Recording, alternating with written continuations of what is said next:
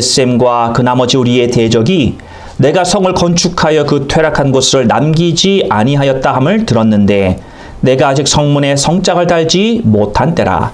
산발락과 겟셈이 내게 보내어 이르기를 오라 우리가 어느 평지한 촌에서 서로 만나자 하니 실상은 나를 해코자 함이라. 내가 곧 저희에게 사자들을 보내어 이르기를 내가 이제 큰 역사를 하니 내려가지 못하겠노라.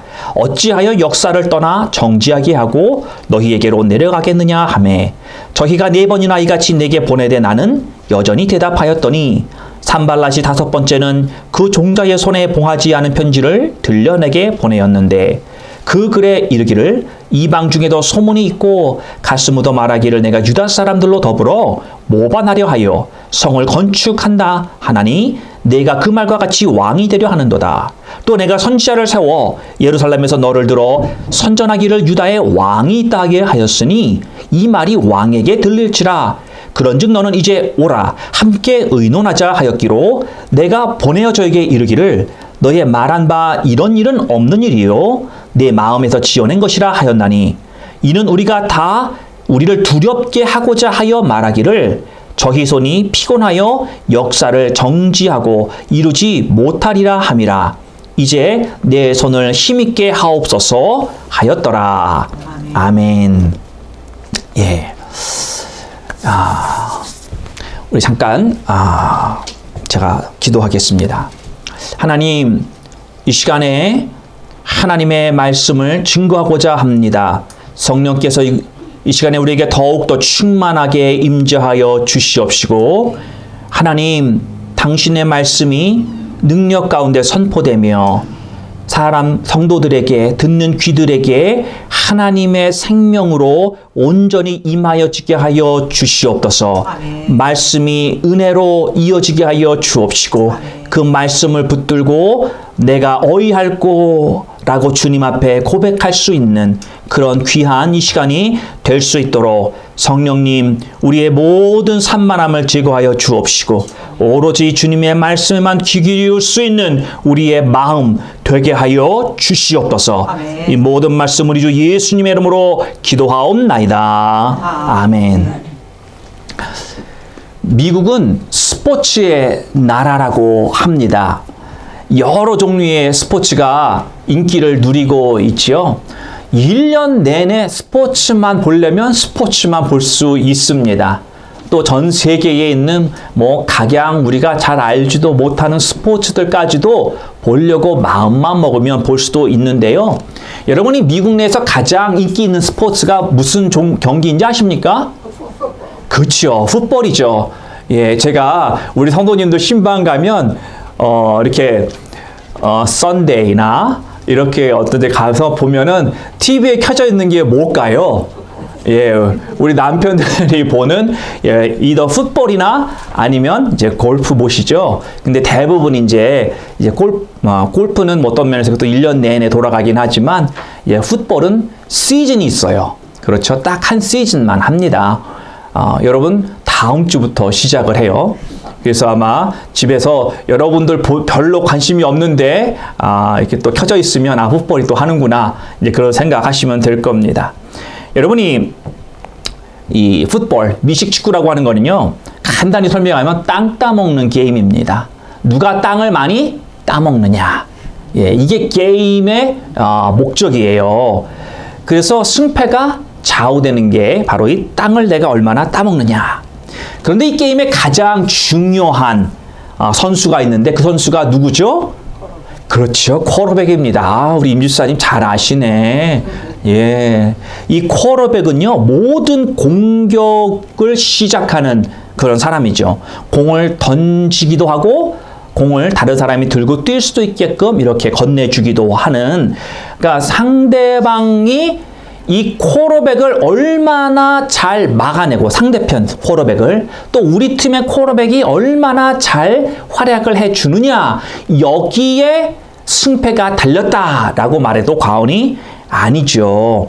그래서 이 모든 공격의 시작과 마지막이 되는 이 쿼터백이 쓰러지게 되면은 상대방의 모든 계획과 작전 또한 무너지게 되는 것입니다. 자, 오늘 본문의 말씀을 보면은 느헤미야가 직접적인 공격을 받는 것을 우리가 발견하게 됩니다. 우리 다 같이 읽었죠? 여러분, 이전에 원수들의 공격은 바로 이 예루살렘 주민들을 향한 공동체를 향한 공격이었습니다. 예. 그런데 이제 그 공격이 바뀌기 시작하는 거죠. 예전에는 우리가 두 가지로 큰 공격이 있는 걸 보았습니다. 사람들이 막 예루살렘 이 주민들을 조롱하고 멸시하고 그들에 있는 컴플렉스 막 이런 거를 막 후벼 파고 그래서 막 자존감을 떨어뜨리고 막 사람들이 용기를 잃게끔 그런 작전을 썼죠.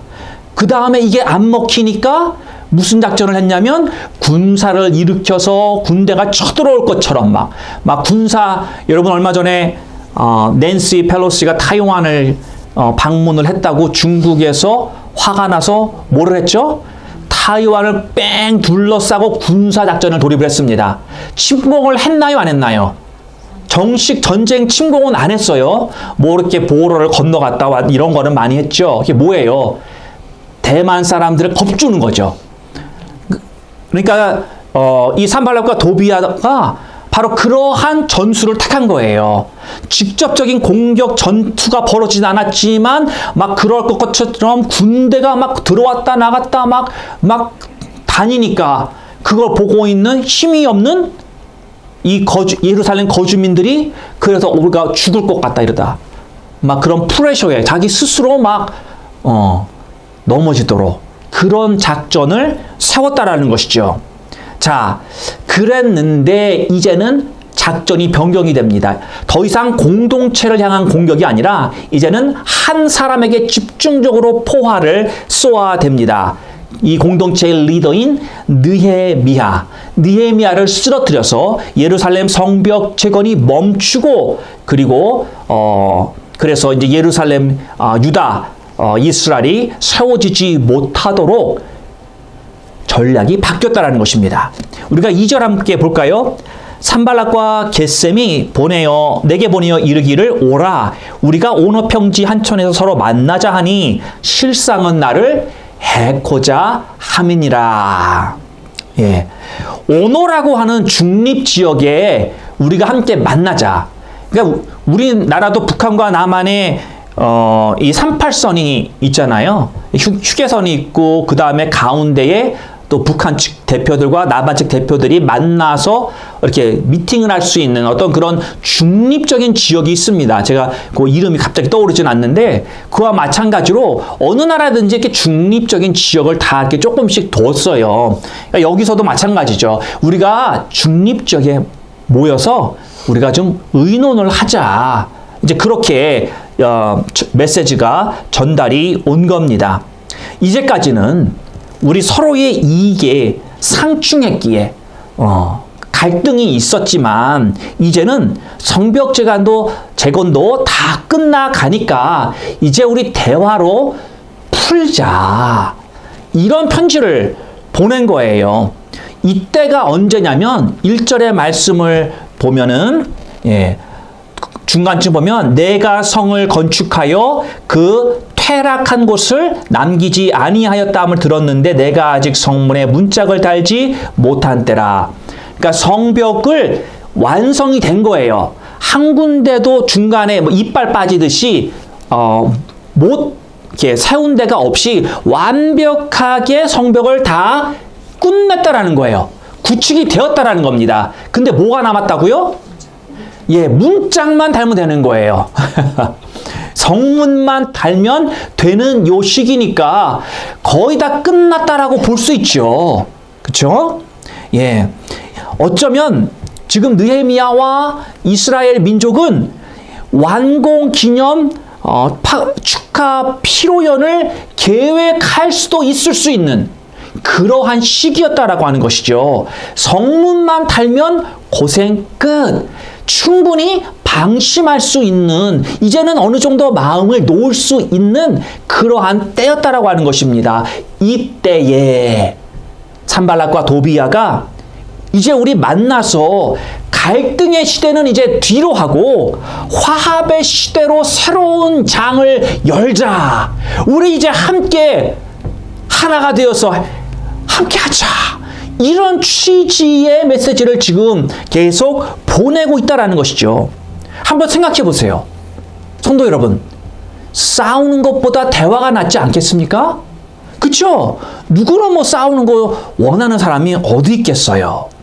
옛일은 옛일로 이제는 다 덮어두고 이제는 다 끝난 일이니까 이제는 우리 서로 좋게 지내보자. 이런 메시지를 보내는 것입니다. 이거 얼마나 기가 막힌 타이밍이고 화해의 손길을 내밀고 있는 이 산발락과 도비아의 모습이 얼마나 좋게 보입니까? 그쵸? 너무나도 환상적인 거예요. 이제 모든 어려움이 끝나갈 때고, 그러니까 이제 옛날에 있었던 갈등은 우리가 더 이상 거기에 연연해서 계속해서 힘들어하지 말고 이제는 잘 지내보자. 같은 옆에 있는 나라인데, 같은 지역인데 잘 지내보자. 그런데 이것이 화해의 제스처가 아니었다라는 게 문제였죠. 그들의 속마음은 뭐였어요?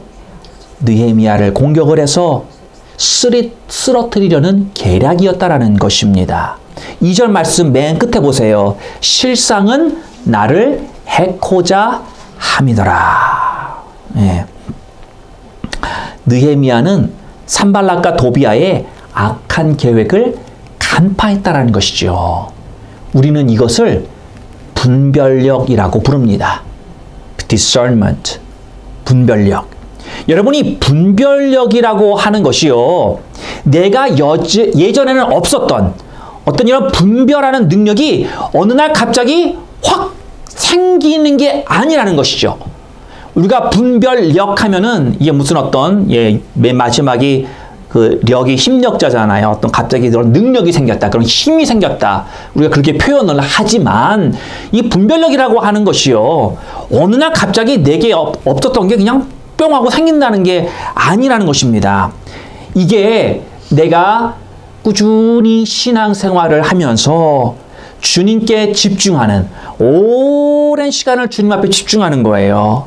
그런 시간을 주님 앞에서 쭉 보낼 때 주님이 어느 때에 내가 겪고 있는, 내가 있는 어떤 상황 속에서 무엇인가를 깨닫게 해주는 거, 이게 분별력이라고 하는 것입니다.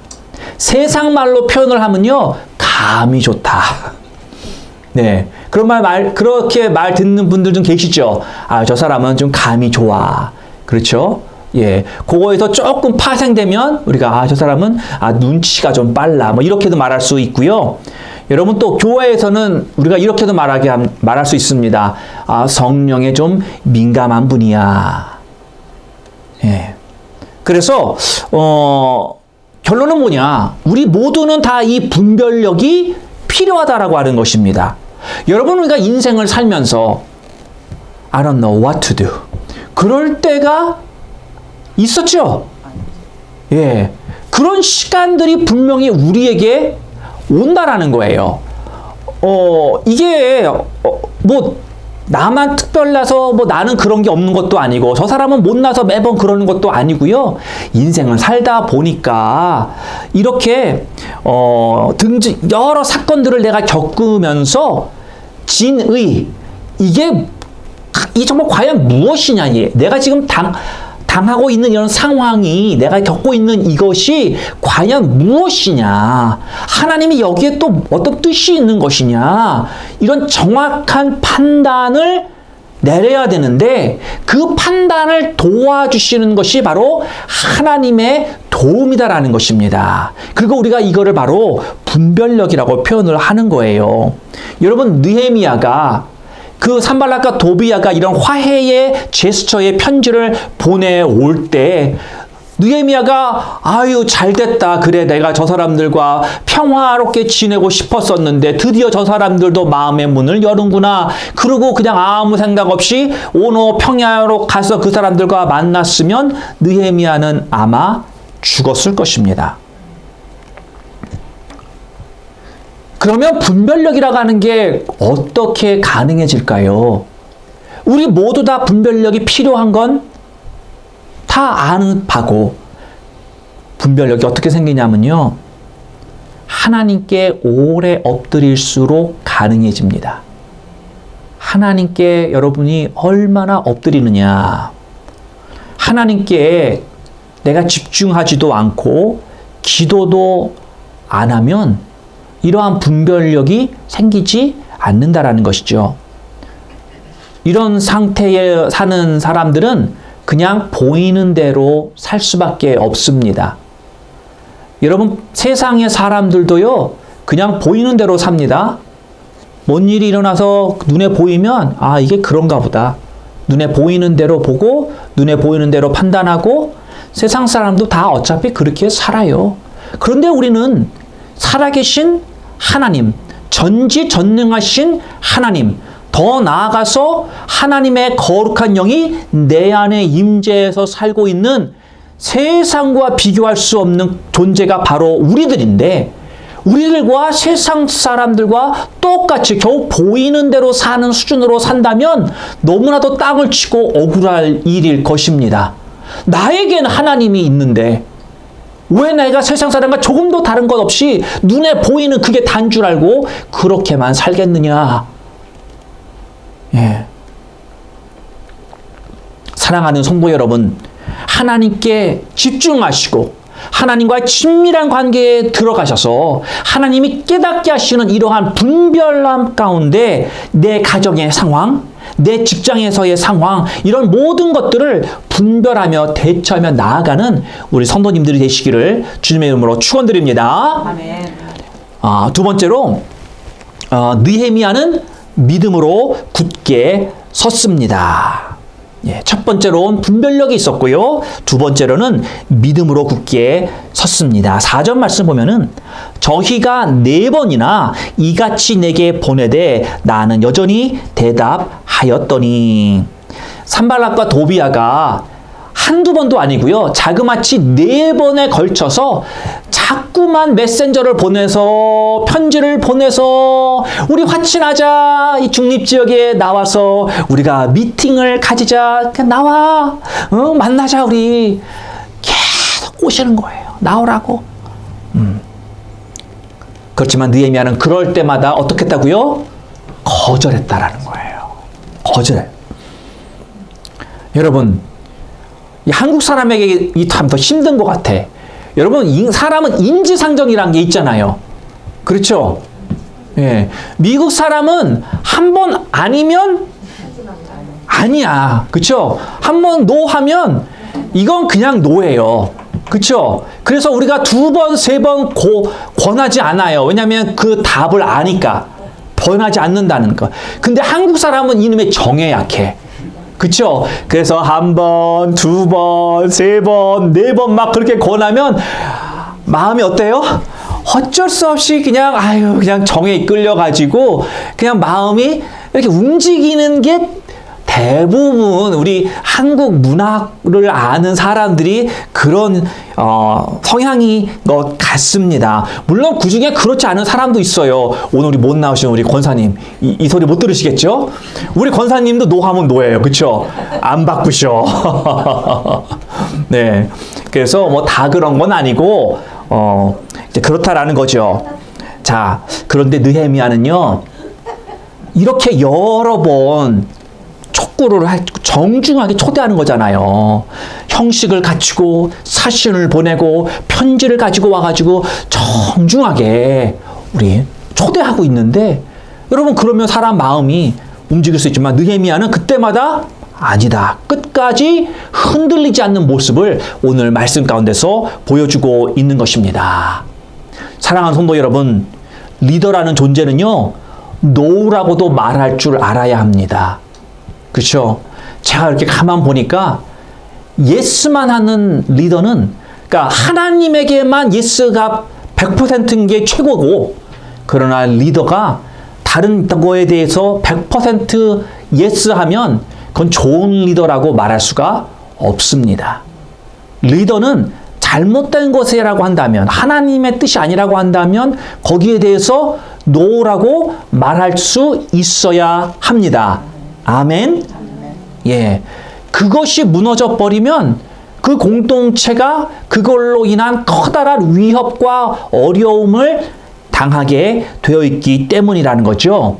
그런데 여러분 그거 아십니까? 제가 한국 문화를 말씀드렸듯이 이게 한두 번 계속 와서 얘기하면 마음이 흔들릴 때가 있다라는 거죠. 쉬운 게 아니에요. 이 노라고 한다는 게. 그렇죠?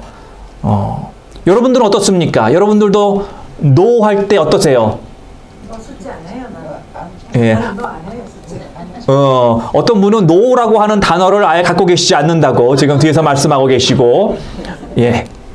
그래요. 그런데, 예, 노라고 할 줄도 알아야 된다라는 거예요. 내 기분에 따라 말하는 걸 하는 게 아닙니다. 그쵸? 내 기분에 따라서 그냥, 아유, 할까? 그치? 이런 게 하는 게 아니라고요. 과연 이것이 우리 공동체에 아니면 나의 신앙생활 가운데 정말 이게 필요한 것이고 하나님의 뜻인가? 여기에 따라서 예스냐 노냐 이런 걸 할 줄 알아야 되는데 이걸 하려면 제가 앞부분에 말씀드렸던 분별력이라고 하는 것이 갖추어져 가야 한다라고 하는 것이죠.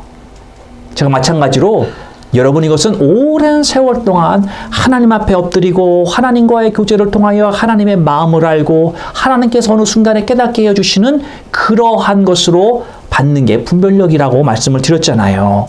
여러분 어떤 사람이 노하는 게 힘들냐면요. 한국에 오래 살아서 한국 문화를 너무나도 깊이 이렇게 뭐라 그럴까 들어가 있어서 사는 그런 사람이 힘든 게 아니고요. 누가 힘드냐? 불안정한 사람들. insecurity. 예, 마음이 불안해요. 항상 이런 불안한 마음을 가지고 있으면 내가 노해야 되는데 노하는 게 힘듭니다. 내가 확실한 마음과 정결한 마음이 있으면 이거는 내가 정말 죽어도 이건 아니야. 이건 정말 아닌 것 같아. 그러면 노할 수 있어요. 그런데 내 마음이 항상 불안한 가운데 이런 인세큐리티가 있으면 노하는 게 그만큼 힘들어집니다. 여러분 이게 뭐냐면 다른 사람들 눈치 보기 때문에 힘든 거예요. 예. 그러니까 리더는요. 사람들 눈치 보고 살면 하나님의 일을 제대로 할 수 있겠어요? 없겠어요? 힘들어집니다. 누구 눈치를 봐야 돼요? 하나님 눈치 보고 살아야 되는 거예요. 이게요, 말이 쉽지. 여러분, 우리는 우리 문화권에서 자꾸만 누군가에게 순종하는데 이 사람들에게 내가 잘하고 눈치 보고 이런 거는 잘하는데 하나님 눈치 보는 거는 이상하게 훈련이 안 됐어. 예. 하나님의 눈치 보고 살면 사람 보는 눈치만큼 하나님 눈치 보고 살면 여러분 다 다윗이고요. 여러분 아주 엄청난 믿음의 사람들 되실 줄 제가 믿습니다. 예. 그러니까 우리가 눈치 보는 대상이 바뀌어야 돼요. 예. 저 사람, 내가 좋아하고 사랑하는 저 사람이 어떻게 생각하나, 물론 이게 필요한 때가 있죠. 당연히. 신경을 끊으라는 게 아닙니다. 사랑하고 잘 알고, 이게 다 깨닫고 하는 거 다 있어야 되죠. 그런데 진정 중요한 것은 하나님 눈치 보는 삶. 제가 방향성을 말하는 거예요. 아멘? 예, 하나님 눈치를, 아이고, 하나님 이건 어떻게 생각하세요? 예. 하나님 눈치를 보는 거죠. 하나님 생각은 어떤 거예요? 예. 그게 눈치 보는 거잖아요. 그래서 우리가 이게 포커스가 바뀌어야 돼. 이게 패러다임이 바뀌어야 되는 것입니다. 자, 여러분, 관계 중요합니다. 그렇죠? 사람들과의 관계 너무나도 중요해요. 왜냐하면 여러분 공동체라고 하는 것이 관계가 틀어지면 그 공동체에서 평화가 깨지는 거잖아요. 그렇죠. 그렇기 때문에 우리가 사람과의 관계, 우리가 지금 야고보서를 새벽 기도마다 나가고 있지만 거기서 강조하고 있는 게 그런 관계를 강조하고 있단 말이죠. 사람과의 관계 너무나도 중요한 거예요. 두말할 나위가 없습니다.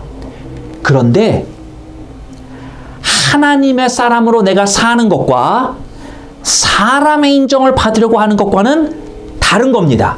다시 말씀드릴게요. 내가 하나님의 사람으로 사는 것과 그리고 내가 사람들의 인정을 받으려고 하는 것, 이거는 다른 거다라는 거예요. 같은 게 아닙니다.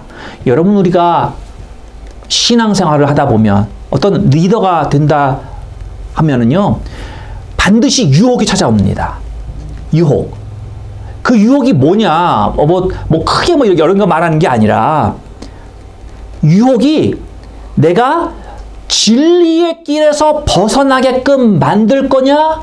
아니면 진리의 길로 계속 갈 수 있을 것이냐?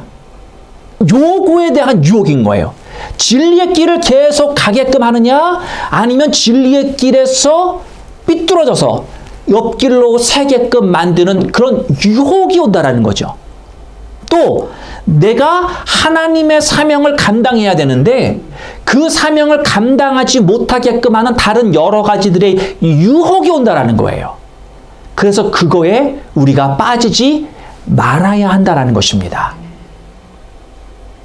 여러분, 우리가 사실을 딱 이렇게 열어놓고 보면은요, 우리 인생들이 다 내가 리더든 리더가 아니든, 여러분, 우리들 삶 가운데 많은 유혹들이 있어요. 결국 그 유혹의 가장 그 원리가 뭐냐?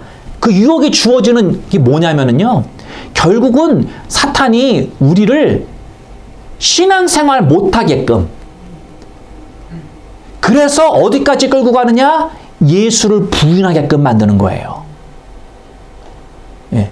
진리로 살지 못하게끔, 진리의 영이 내 안에 계심에도 불구하고 이러한 작전들이 들어가서 우리를 유혹한다라는 것이죠. 그래서 우리가 믿음을 굳건히 해야 된다라는 말씀입니다. 여러분, 느헤미야가 끝까지 이 산발락과 토비아가 4번이나 우리가 오늘 평야에서 만나자라고 했을 때 매번 아니다, 내가 가면 성벽 건축이 멈추니 그럴 수 없다, 나는 계속 여기서 일을 해야 한다라고 거절을 하니까 이제 작전을 바꿉니다. 무슨 행동을 하느냐? 봉해지지 않은 편지를 보냅니다. 여러분, 시일되지 않은 편지를 보냈다는 게 무슨 의미일까요? 이거는 받는 사람이 항상 뜯어서 보게끔 돼 있는 거예요. 중간에 누구도 볼 수 없게끔. 그쵸?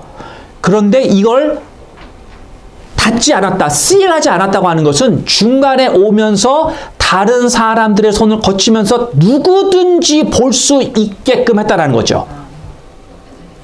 예.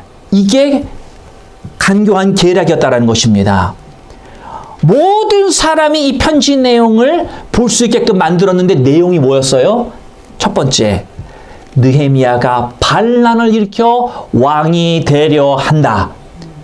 와, 여러분, 지금 이스라엘은요, 나라도 아니에요. 예루살렘이라고 하는 도시를, 거기를 일단 어떻게 해서든지 성벽 먼저 쌓아보자. 이제 지금 그런 상황이거든요. 여러분, 왕이라고 하는 존재는요, 지금 페르시아 왕이 다스리고 있는데, 어디서 누가 반란 기미가 보이면 왕이 그걸 그냥 내버려 두겠어요? 엄청난 얘기죠. 우리 조선시대에만 봐도요, 여러분, 누군가가 그 역적 모의를 했다, 그런 게 조금만 있어도 3대가 이렇게 벌을 받는 무시무시한 일이란 말이에요. 그냥 두지 않는. 여러분, 보통 평민들이 이런, 우리가 반란을 일으키려고 해? 우리가 반란군이야? 이런 생각이 들면 어떨까요? 사면초가죠. 이 사람들이 많이 배운 것도 아니고 무슨 계획을 세운 것도 아니고 일단 반역죄 이런 거에 들으면 제일 먼저 드는 게 공포감일 겁니다. 공포감. 예. 이걸 다 볼 수 있게끔 했다라는 거예요. 두 번째 내용, 성벽을 재건한 것도 반란을 일으키는 이유고 선지자를 세워서 왕으로 추대하려고 한다. 요 내용까지. 여러분, 왕이 그냥 왕이 되는 게 아니죠. 특별히 하나님을 섬긴다고 하는 이스라엘 민족은 왕들이 항상 이런 선지자를 통해서 기름 부으심을 받아야만 왕이 됐어요. 그러니까 선지자들의 인정이 필요한 거예요. 아, 이 사람은 진정 하나님께서 우리나라에 보내주신 왕이다. 그 사람이 우리를 다스리고 또 우리를 보호해주는 사람이다. 그런 인정이 있어야 한다라는 것이죠. 이제 그런 걸 다 이 사람이 느헤미야가 이렇게 뒤에서 획책하고 있다. 또 마지막 세 번째, 이 모든 게 페르시아 왕의 귀에 들어갈 것이니 이제 큰일을 났다. Now you are in big trouble. 그런 거예요. 그러니 이제 만나자. 요지는 그거죠. 나와라. 오노평지로 나와서 이런 지금 무시무시한 일들이 벌어지고 있으니 승전부와 같이 됐으니 너희들 느헤미야여 나와라. 그런데 느헤미야는 이 협박에도 넘어가지 않고 끝까지 믿음의 자리를 굳게 지킵니다. 여러분, 반역죄가 다 반역죄입니까? 아니죠. 사소한 오해 하나로 반역죄를 뒤집어 쓸 수도 있는 거예요. 여러분, 역사를 살펴보면요, 반역죄라고 그 죄값을 치른 사람들이 전부 다 진짜 반역을 일으켰어요. 그 북한 공작원이라고 무슨 우리 남한에서 잡아 죽인 사람들이 진짜 다 100% 북한 공작원이었어요? 아니죠. 예, 빨갱이라고 하는 누명을 씌우면 벗을 길이 없는 거예요, 이게. 예. 이 반역죄도 그런 게 많다라는 거죠. 진짜 반역을 한 게 아닌데 이런 한번 뒤집어 쓰면 이걸 벗는 것은 너무나도 어려운 그런 자그마한 오해 하나라 할지라도 이게 너무나도 힘든 것인데 그런 두려움이 지금 이스라엘 민족 가운데 쫙 퍼진다고 생각을 해보세요. 그러면 이스라엘 민족들이 느헤미야에게 뭐라 그러겠어요? 산발랏이 나와서 만나자고 하지 않느냐. 우리가 지금 이렇게 엄청난 위기에 처했는데 가서 뭐라고 하는지 얘기 들어보고 어떻게 뾰족한 수가 있는지 한번 우리가 지금 나가 보시라고 그랬겠죠. 왜? 공포감이 지금 확 당하고 있는데. 그런데도 느헤미야는 이 산발랏의 요구를 들어주지 않고 꿋꿋하게 이겨냈다라고 성경은 기록을 하고 있습니다. 그러면서 산발랏이 퍼뜨리는 헛소문에 이런 루머에 대해 정확하게 대응을 합니다. 8절에 뭐라고 그러냐면 그런 일은 없다. 우리가 반란을 일으킨 그런 일은 없다. 확실하고 정확하게 부인을 하고 있습니다. 사실이 아니다. 두 번째 반응. 내 마음에서 지어낸 것이다. 이 헛소문의 출처는 바로 너의 상상력이다라고 이 모든 일의 책임을 산발락에서 있음을 정확하게 지적을 하고 있는 것입니다. 8절에 보면 사랑하는 성도 여러분, 어떠한 공격을 받아도 믿음을 꼭 붙드시기를 바랍니다. 여러분이 살다 보면 어려운 일이 생길 수 있습니다. 그럴 때 여러분 공포함 가운데 무서움 가운데 흔들리지 마시고 믿음의 자리를 굳건하게 지키시기를 바랍니다. 네. 어떤 헛소문이나 어떤 협박 가운데도 굳건히 서서 믿음의 길을 가시는 우리 반석 공동체가 되기를 주님 이름으로 축원을 드립니다. 네. 마지막 세 번째, 느헤미야는 기도했습니다. 9절 말씀 보면 이는 저희가 다 우리를 두렵게 하고자 하여 말하기를 저희 손이 피곤하여 역사를 정지하고 이루지 못하리라 함이라. 이제 내 손을 힘있게 하옵소서 하였노라. 느헤미야가 맨 마지막에 이렇게 고백하는 거예요. 지금 저 적군들이, 저 원수들이 우리가 이 성벽 재건 사역을 하지 못하도록 멈추게 하려고 하지만 그러면서 맨 마지막에 하나님한테 기도하잖아요. 하나님 내 손을 강하게 하옵소서. Strengthen my hand. 그렇게 하나님 앞에 기도했다. 여러분, 우리가 할 수 있는 것은 기도입니다. 그렇죠? 우리가 문제를 직접적으로 내가 개입해서 해결할 수 없는 문제들, 그 가운데서도 내가 할 수 있는 것은 기도.